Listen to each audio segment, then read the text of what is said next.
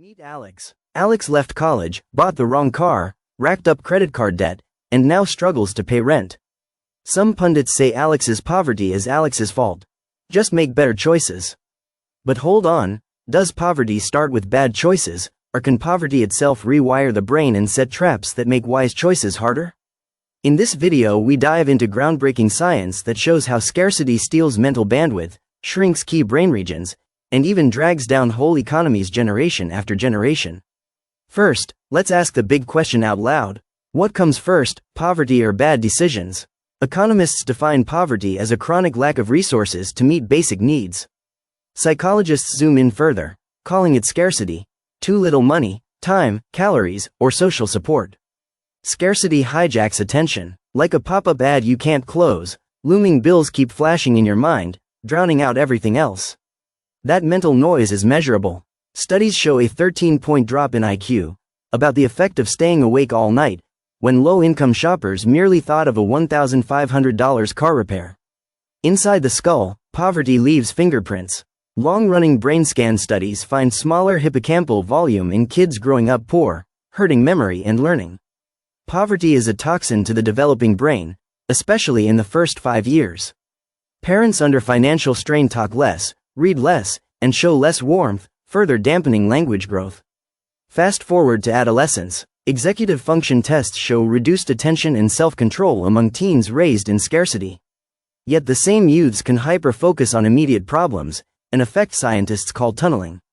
That tunnel vision helps in the moment, making every grocery dollar count, but drains the mental fuel needed for long-term planning. In India, sugarcane farmers tested before harvest, poor, scored 10 IQ points lower than the same farmers after harvest, rich. Same people, different wallet, different brainpower. So Alex's strained brain isn't simply choosing badly, it's wrestling a bandwidth tax Mother Nature never meant us to pay. Scarcity not only dims raw IQ, it warps how we weigh risks.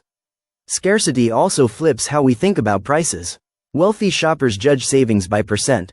Poorer shoppers think in dollars, because every $50 buys diapers or electricity. Poverty punishes long-range goals, education, health checkups, retirement saving, because the future lies outside the spotlight. It's not about flawed values, it's about a mind under siege. That siege helps explain why emergency aid forms get left half-completed and complex benefit portals repel those who need them most. Zooming out, scarcity's mental drag scales up to whole nations. Among 24 rich and middle-income countries, the U.S. ranks 16th in economic mobility. Children's incomes cling tightly to their parents.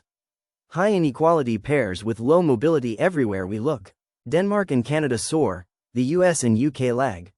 Why? Kids in low-income US homes get fewer books, less stable families, and parents working 2 jobs, time and bandwidth both scarce. Scarcity cognitive tax short-term fixes costly errors deeper scarcity. The poverty cycle isn't a metaphor, it's a feedback loop visible. So, what came first? Poverty can spark bad decisions, and those decisions can deepen poverty. If we design schools, workplaces, and safety nets that add bandwidth instead of draining it, Alex, and millions like Alex, can thrive. Share this video if you believe brains, not blame, should guide anti-poverty policy. Explore the studies linked below, subscribe for deeper dives, and remember, when we lighten the load of scarcity, everyone steps into possibility.